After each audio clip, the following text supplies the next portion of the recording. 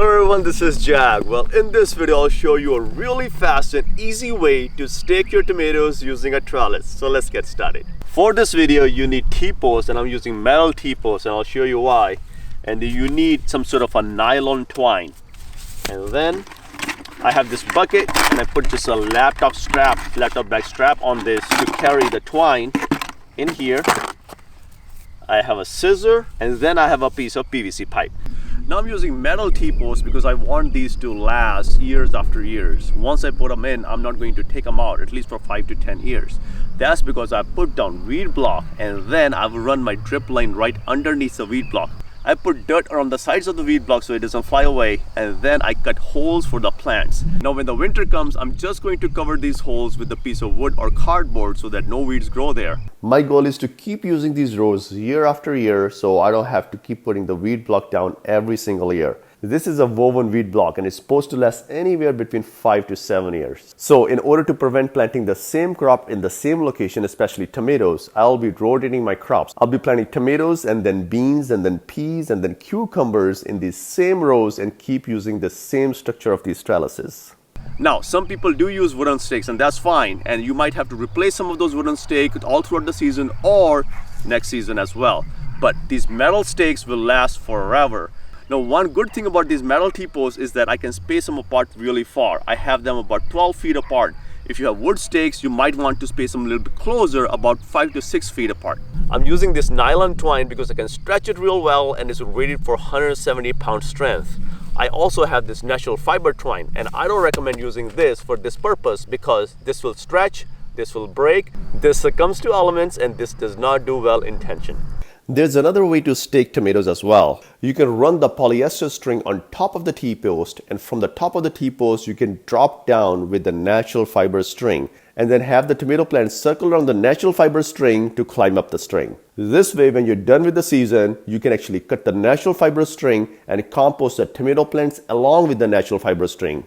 This system does work really well, however, it is a little bit more time consuming than the Florida weave method that I'm using right now.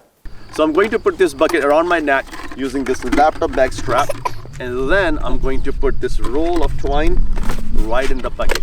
This way I can have my hands free. And this twine pulls in from the middle, and you can pull as much as you need.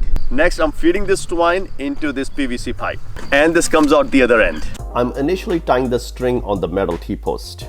Next, I'm keeping tension with my left hand, and with my right hand, I go with my PVC pipe to put the string right under the plants and then string along the T-posts. I continue to walk down the row to run the string along the plants.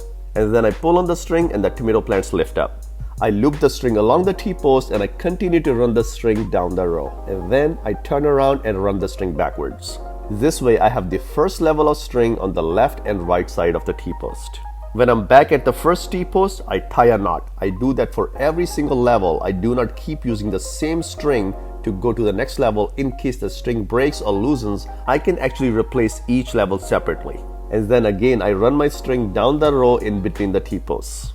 If you choose, you don't actually have to go underneath the plants. You can actually run the string along the T-post first, stretch the string, and then later you can pull the plants in between the strings. I've created 2, 3, or 4 levels of these strings depending on the size of the plants. Next, I'm running my hands through the strings, grabbing the plant, and then pulling the plant in between the strings upwards. This is a really easy way to get the plants off the ground. Even with the bigger plants, it's very easy to pull the plants through the strings and keep them there. After I'm done pulling the plants up, I move on to pruning my tomato plants. This helps to reduce disease and shape the plants. I'm also getting rid of any suckers so the plants do not become too bushy.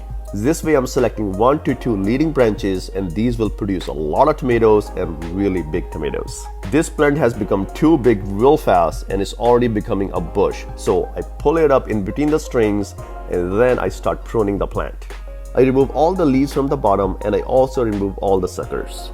And then I pull the plant all the way up to the third set of strings. This way you can just keep adding more layers of strings as the plants grow and just keep pulling them in between the strings. This is very easy and very fast method of staking tomatoes.